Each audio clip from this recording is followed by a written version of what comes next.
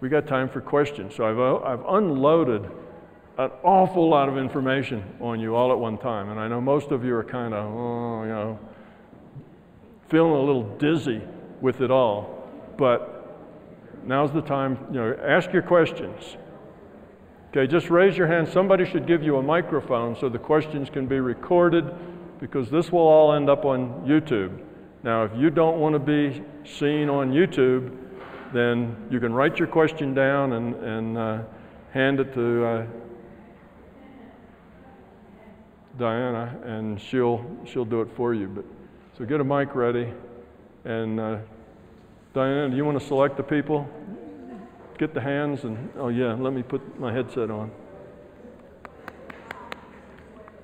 Yeah, got it.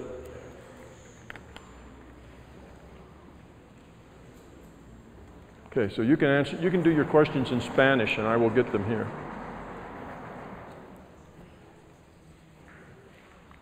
Thank you, Tom. I would like to ask you, if there was no entropy, wouldn't that equal zero entropy achieved, and therefore no more evolution desirable? And if I wouldn't want to evolve and died, I would be at that level of zero entropy because no entropy would be perceived, right?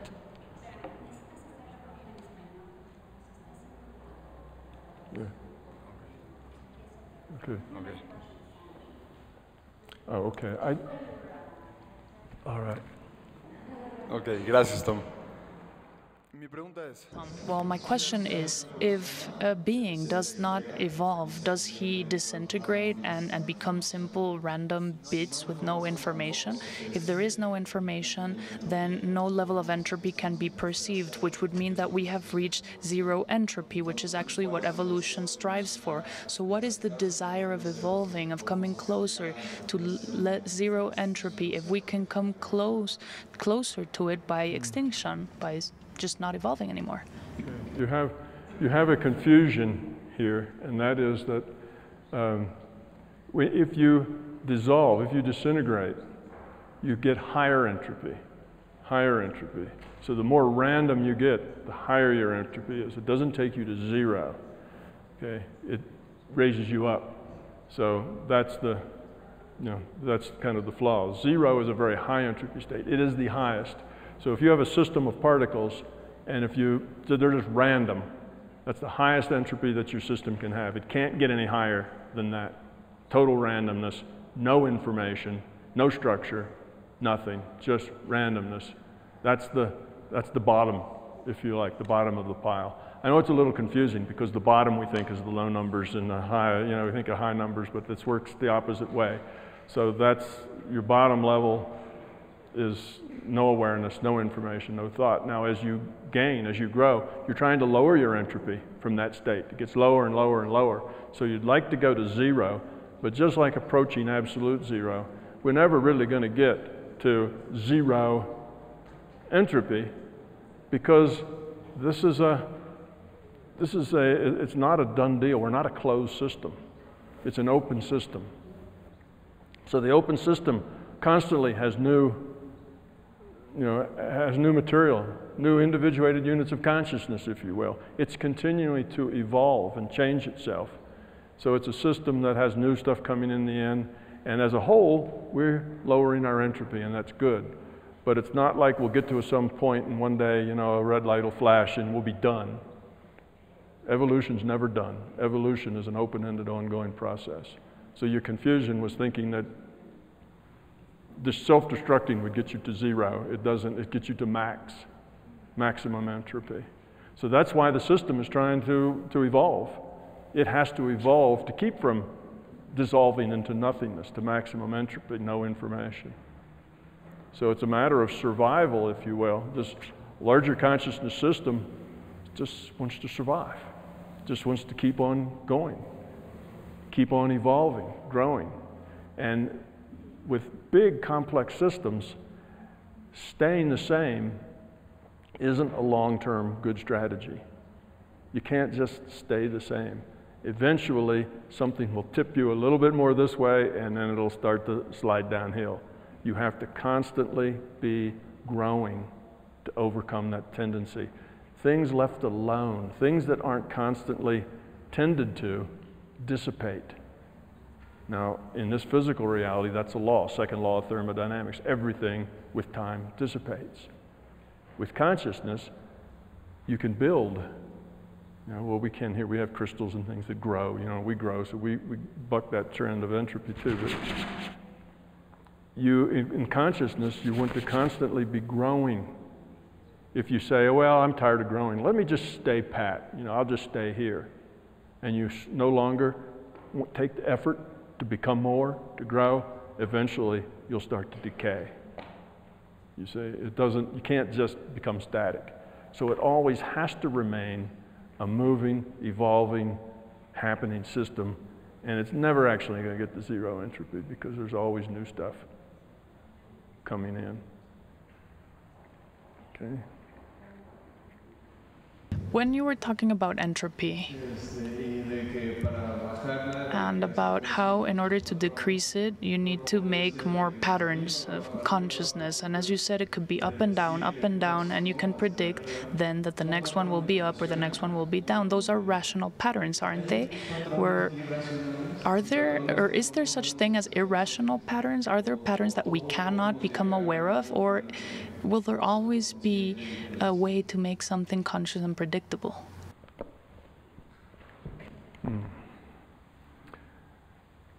When we talk about what's rational and what's not rational, you're really talking about your awareness, what you're aware of and what you're unaware of.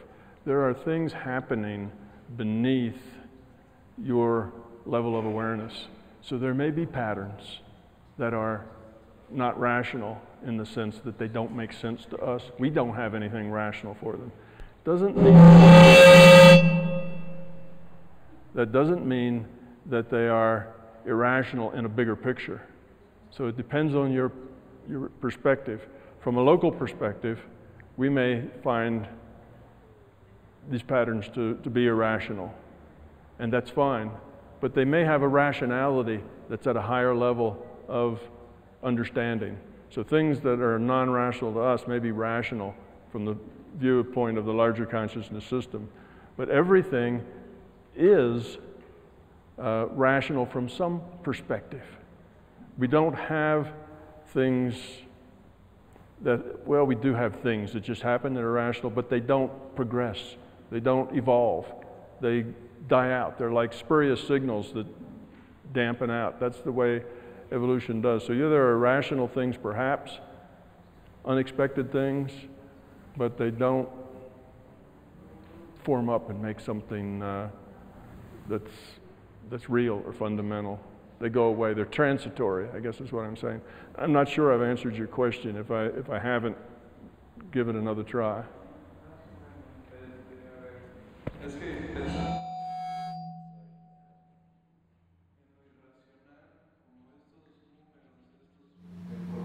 The irrational, these figures, these proportions,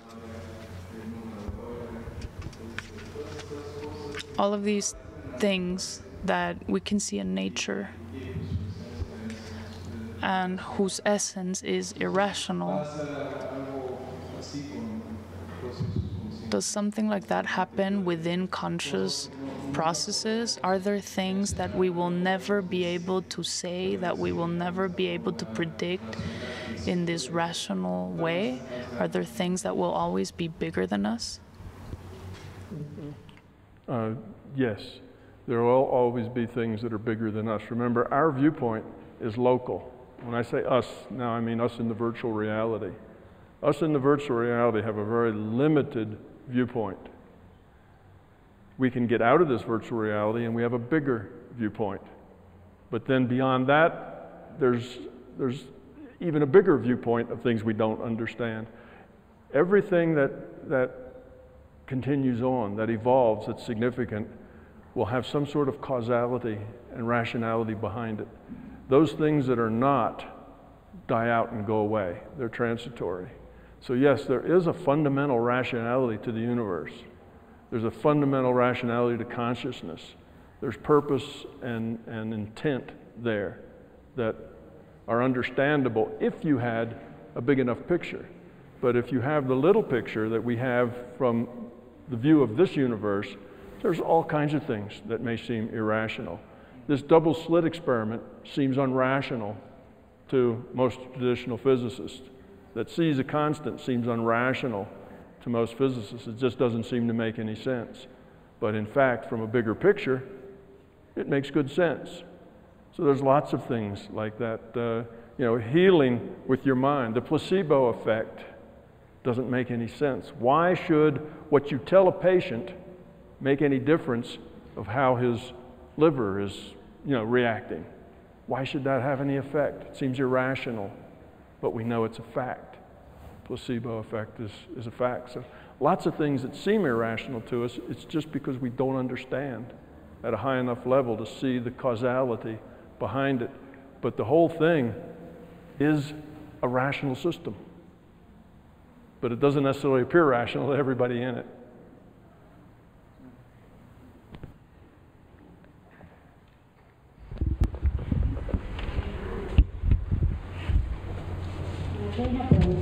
Here we have a question from Carlos. Carlos, you might raise your hand. How do you reconcile the uncertainty of nature, reality, and quantum physics with the everyday demands in terms of certainty in our personal relations and business relationships?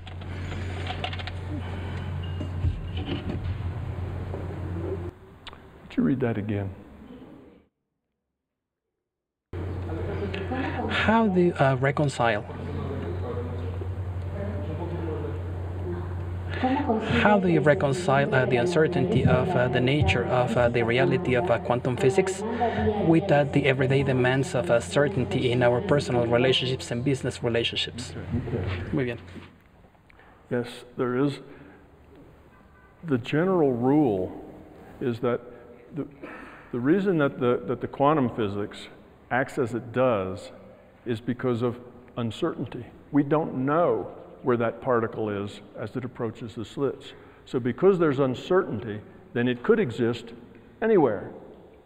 And in probability, that means the probability function is wide. So the probability function covers both slits. That's why it works. If we knew exactly where that particle was, if we were tracing that particle, then that's the same as having a detector. We'd know exactly where it went, and we'd only get little spots behind the particle. So it's because of the uncertainty that the probability world allows us to make those random draws from probability distributions and get real results. Our world works exactly the same way. When that man walked into the woods, the reason that he could draw from a random distribution was because he didn't know what was in the woods. And neither did anybody else. It was perfectly uncertain. And to the degree that it was uncertain, it was part of the probability, and therefore when you took the random draw of all those things that it could have been, you get a specific result. It's the uncertainty that makes this happen. And in our life, it's the same way. When you heal someone with your mind, if that person has been to 5 different doctors, they've all seen the tumor, they all have taken biopsies, they all say this is a deadly tumor and you won't live for more than 3 months because hundreds of thousands of people have had this tumor and they never lived for more than 3 months. So that's been done. At that point, there's very little uncertainty about the outcome, you see. But before any of those doctors saw that person, before they ever went to those physicians, before they had those biopsies, there was a lot of uncertainty. Maybe it was benign. Maybe it was just ganglion cyst growing under the skin. Who knows? At that point, your probability of healing that with your intent is much greater because you have uncertainty. So where there is uncertainty, then you can change things because you're not creating a discontinuity here in our reality. You're not creating a problem. You don't need a miracle. You're just going to change the probable future, you see. So in that case, there's a big difference in that one, it's not that either one can't be healed. Sometimes that one that there was very little certainty, if you bring enough power to bear, you can heal that one too. And then we have these remission. Never happened before, but it happened this time. That can happen. It's not that it can't be done. I'm just saying it's more difficult. It takes a lot more energy now to overcome all of that intent that is feeding that future of a deadly result. You got a bunch of doctors, you got all your relatives, you got everybody else who's heard about it being a deadly result. That's a lot of intent now feeding that outcome. So it takes a lot to overcome that. Whereas before, it doesn't take so much to overcome that. So it does make a big difference.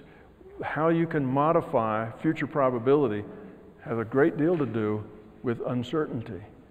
The tools we use in order to, the people have all sorts of tools that they use.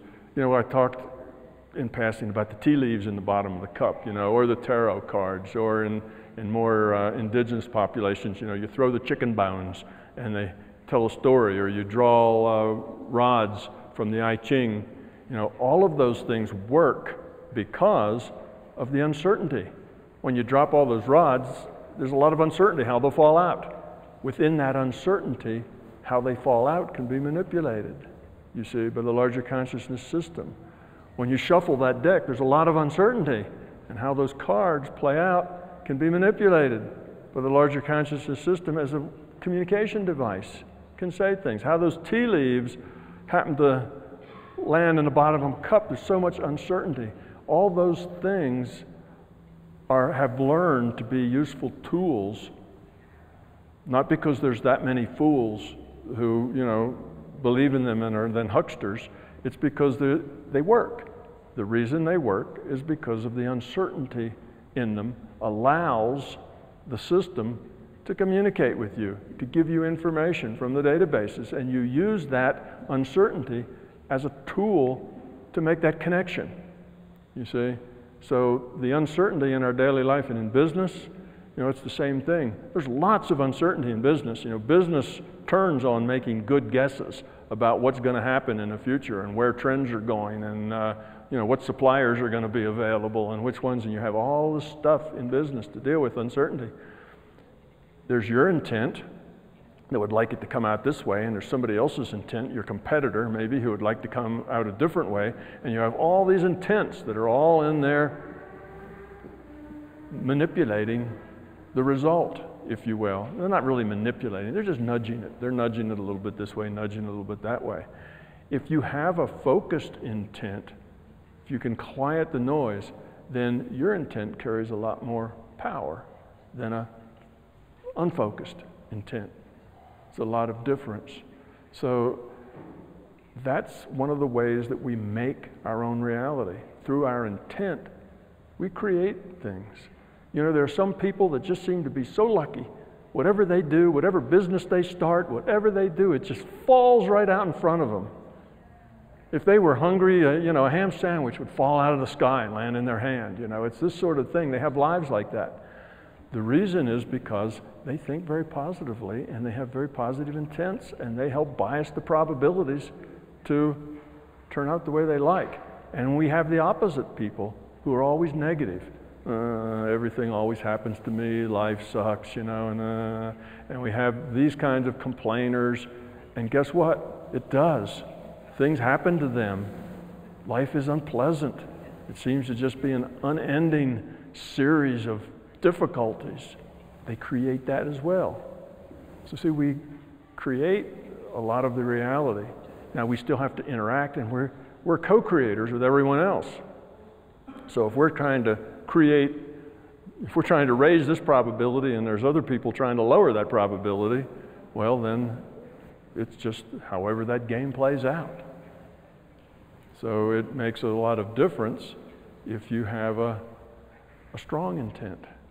But now that gets us to things, what do they call that? The big secret, right? And using your intent to, they say, program the universe. You're not programming a universe. The universe doesn't deliver things. It's consciousness. You're changing the probable future. If you use that to, for fear-based reasons, if you use that for ego and fear, now you're asking the system to work against itself. You're here to grow up, to get rid of that fear, to become love, So if you now start using your intent so that you change the probable future so that you get stuff, and it's all about you, which means it's ego, it's fear, I want, it's not about other. Now you're asking the system to work against itself, and you will not succeed for long. You may actually get what you ask for because the system works that way, but you also will probably get a lesson with it that will hurt. So I don't advise people to just try to use that intent to make their life perfect. That's the wrong idea. That's the self-centered ego thinking only about itself. You modify that intent to be helpful, to be useful, to help others. That's what you use that intent for, to give. It's not what can I get and how can I make this reality be the way I want it. It's how can I help? How can I make this reality better for everybody? So if it's about you, you're not going to get very far with that. You may get a few things, but you'll probably get a serious lesson. You'll probably get hit between the eyes, with the proverbial 2x4 to get your attention for not, for that, because the system, that's not what the system wants. The system needs us to grow because we evolve, it evolves. And the system will help you. We're not just here sink or swim. The system will aid you in your evolution, help wake you up, help you see bigger realities. You'll just happen to run into a piece of information that suits you called synchronicity.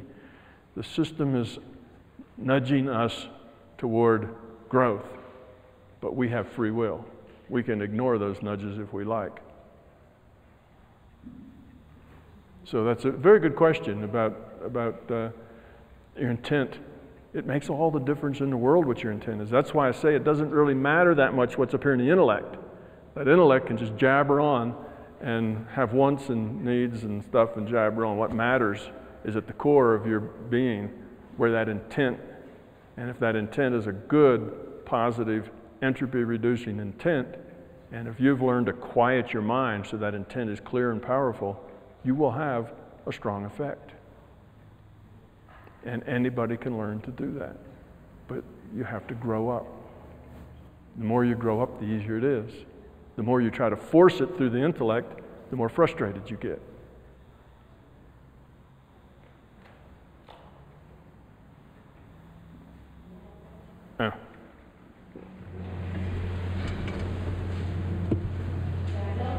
Yeah. Carlota has a question. Can you hear me? Carlota has two questions, actually. You want to raise your hand so Tom can see who you are? No? You don't want to do it? But she's Carlota. Everything is a probability, and it becomes a reality when it is consistent. It becomes a reality when you require the information from the larger conscious system. So reality is created for you as a data stream. That's what defines your reality. And when you require information, then you will get the information you require. So when you walk into the woods and open your eyes, you're putting in a request for information. What am I seeing? What's here? And when you put in that request, you will get information. Now, if it's unique, you're the first one ever to be there, then it's a random draw from all the possibilities. But if you're not the first one to be there, let's say there's squirrels living in that tree. Okay, that's another consciousness. Now, your consciousness and their consciousness is a multiplayer game. Have to all be consistent, you see? So if they've been living in that dead tree for the last 2 or 3 years and there's a family of squirrels in there, you walk in there, the probability of you seeing a dead tree is very high now. It's not just a random draw because there's other consciousness around that is aware of that dead tree. So you're going to see that same dead tree because the squirrels have already mapped that out as being in this reality. So all consciousness contributes. So when you walk out of the door of this building, you're not going to be on a beach because that would be inconsistent. And you can't be inconsistent with the squirrels either. So all the consciousness have to play this game together. And even our video games are like that. And you're a World of Warcraft character, your storyline goes along with all the storylines of the people that are with you and of all the people who are on the set. You can't just run off in your own reality. You're in that reality and you all share it. So it's a, you know, we all interact. So you don't just, you know, you create it in the sense that you interpret it, but you create it in the sense that you know, what you get is based on probability. Because of those squirrels, the probability of a dead tree now is higher. So your random draw is almost certainly going to get that dead tree because that's already mapped out. But now whether there's an elm or an oak growing over here, the squirrels don't know the difference between an elm and an oak, perhaps. They're just trees to them. If that's the case, that comes out of a random draw. Might be elms, might be oaks, just a probability draw. You see, that doesn't disturb the squirrels any, they just need trees. They don't necessarily care which. So that's how that works. So if other consciousnesses are there, once you measure that particle as a particle at that slit, it's just a particle. But if you measure that particle and then erase that measurement, nobody's looked at it, nobody knows. You've measured it, but you don't know what the answer is. And then you throw that out, it's back at probability now. That information is no longer in this world. No longer in this reality frame, and it has to be consistent. See, we can't have things being here and not being here at the same time. That creates a problem in this reality. So it's either here or it isn't. And once somebody defines it as here, then everybody will see it as here too, unless all that information is gone. So let's say there's some historical thing. Let's say there was 50 people, and they all defined something as being here, and for them it was all here, but all 50 of those people go away. They all die and go away. They don't leave anything behind, no records, no anything. And you walk into that area, what will you see? Will it be exactly the same thing they saw? Not necessarily. Now, it'll have to be consistent with the surroundings. Like I say, you're not going to get a grove of palm trees, you know, on a mountaintop. That wouldn't be consistent. Our rule set says that won't happen. Palm trees won't grow on mountaintops. So you're limited by what's probable. Now, every once in a while, you can draw out from the edge. You know, here's your probability curve. It goes up, it's high, it goes down. Sometimes that random draw isn't what's probable. Sometimes it's all the way out here under the end, and that's those cases where just unbelievable stuff happens. You do find a palm tree, you know, on top of the mountain or something like that. It just happens. It's just weird stuff happens. We depend on that in physics. In physics, we have a thing called tunneling diodes, a standard electronic component that's in all kind of electronic stuff. We depend on it all the time. And that's based on this idea that every once in a while, that random draw is all the way out on the tail of the distribution. They take particles, and those particles don't have enough energy to get out of this spot. I got the particles in a box, and they can't get out of the box, classically. But if you make a measurement out here outside the box, you make it a billion times, almost always it'll be zero because the probability is almost zero. But every once in a while, you just grab a random draw from the tail of the probability curve and you'll get a particle out there. No explanation. How did it get there? Classically, it's impossible, but it happens. It's called tunneling, and it's a standard. It's so standard, like I say, it's in electronic components. And that's just that occasionally a very strange thing happens. You know, occasionally you get the odd result rather than the expected result. And that happens in our lives. You know, sometimes we just, like, how could that possibly be that way? And it just is. In a probabilistic virtual reality, almost anything is possible. Almost anything is possible. But almost anything isn't necessarily probable, but it's possible. And sometimes it happens.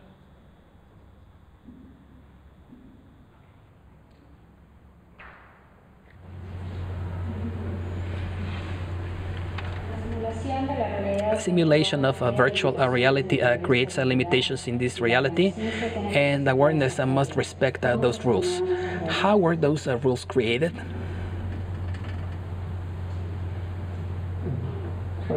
¿Lo puedes leer de nuevo? A simulation of reality, of virtual reality, creates limitations within this reality, and awareness must respect those rules. How were these rules created? Okay, how were the rules created? The simulation is a product of its rule set. Okay, we have this simulation is the way it is because of the rule set. Just like World of Warcraft is its way because of its rule set, and The Sims is the way it is because it's got a different rule set. Okay, so the rule set started at the beginning. Remember I said you have some initial conditions and then you have some rules. The rules, well, that's our physics, that's our science. Those are the rules. That's how energy can exchange between things and whatever. You know, gravity, all those things that we have. They're just the rules, the rule set. And then you let it evolve. So now we have this virtual reality that's evolved according to the rule set. And it is the way it is because this is the way it evolved. It's a rule set. You can't, like I say, you know, we can't jump higher than tall buildings. Only Superman can do that, right? We can't do that, and that's because of the rule set.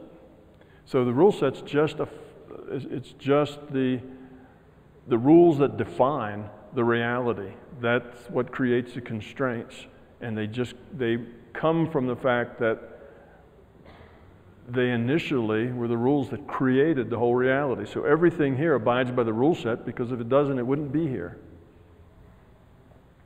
And maybe it's sounding like a circular argument, but the rule sets are given. When the system was creating a virtual reality, it needed to define the rules of how that virtual reality would work. So those rules were picked. Now, how do we end up just with these rules? That's a pretty good question. If you follow current science, they will tell you that this universe has some fundamental constants in it. And they will tell you that if those constants were even a little bit different, the whole universe wouldn't be stable. It would just fall apart. So there's all sorts of these very particular values of the way things interact with each other. And if that wasn't it, you know, if a rule set for gravity wasn't that it decreased with r square, you know, with the square of the distance between them, if it was the cube, or if it was instead of the square, it was the 2.1, totally different place. Wouldn't exist. It's important that we had just these rules because they all work together to make a stable virtual reality.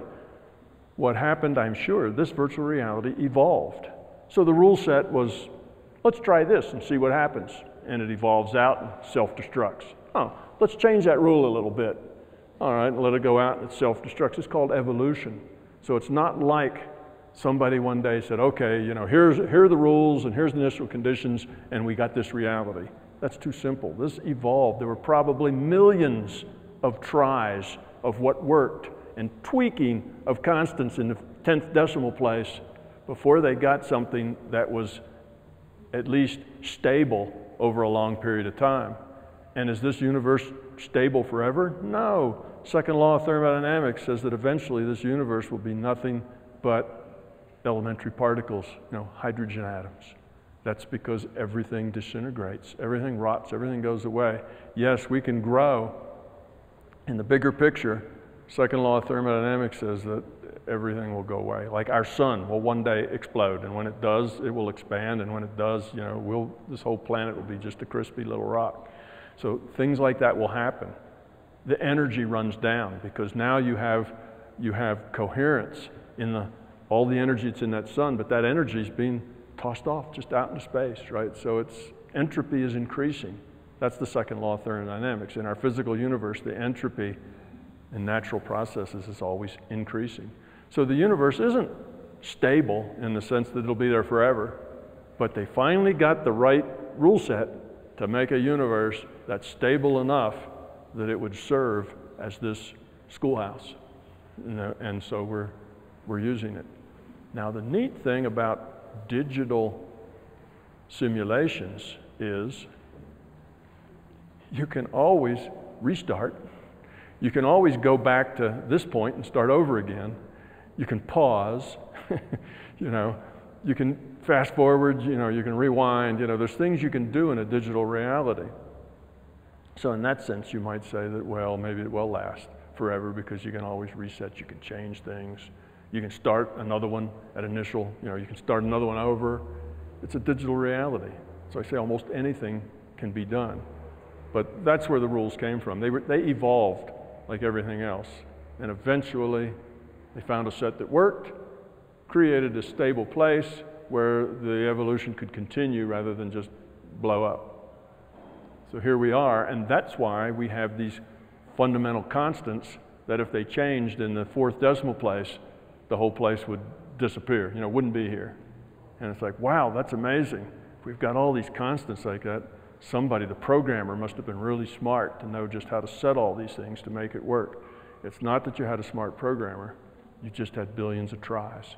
And the ones that succeed, last. The ones that don't, nobody knows about. They all went away. So you don't have to posit, the genius that did it.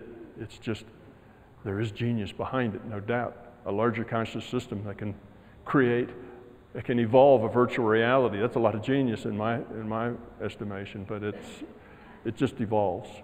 It's the way it is, and then we have to follow the rules. So everything we do has to be within the rule set of this evolution. Yeah.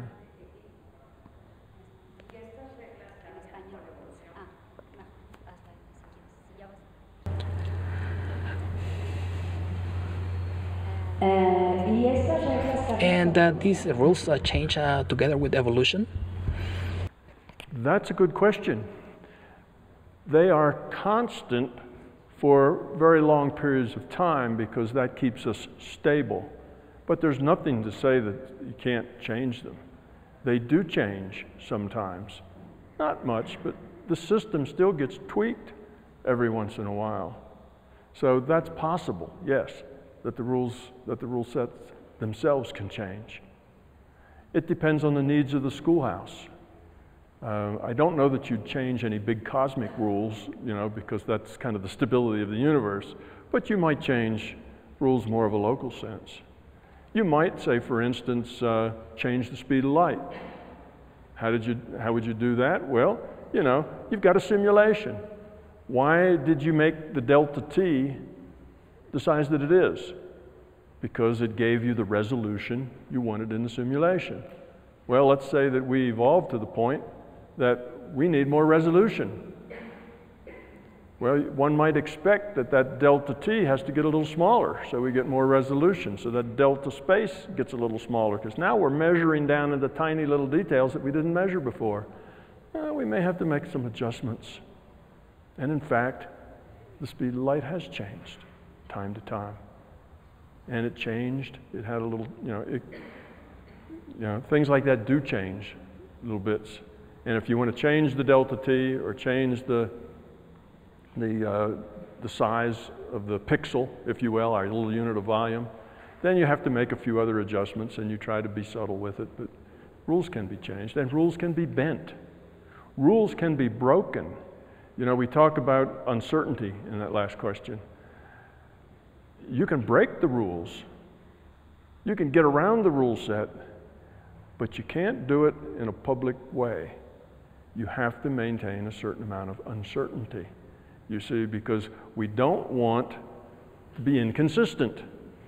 So if you suddenly are walking down the street and you're standing in a crowd and you jump 20 feet in the air and land back, go on your feet and say, oh, that was good, that felt good, and then walk on, you're creating an inconsistency. You're doing the impossible, you see.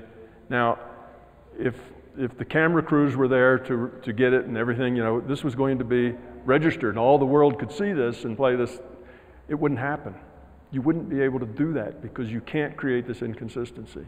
You shouldn't create the inconsistency. But let's say you do something somewhere else and there's only a few people and they may tell others, but nobody would believe them anyway, or they'd think the film was just doctored, somebody did it somebody created it, and we can do magic with video and that kind of thing. Then there's uncertainty there that it actually happened. Well, now you can probably do it because there's uncertainty. That's the same, we're talking about the healing.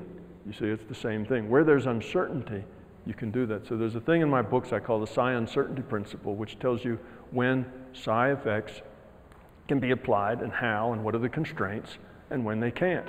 And that, because there is this uncertainty principle, it makes psi seem very unreliable, because it's like sometimes it works, sometimes it doesn't. Well, there's reasons for that. There are conditions under which it can work and conditions under which it's not acceptable. So, yeah, uncertainty is an important part of that puzzle.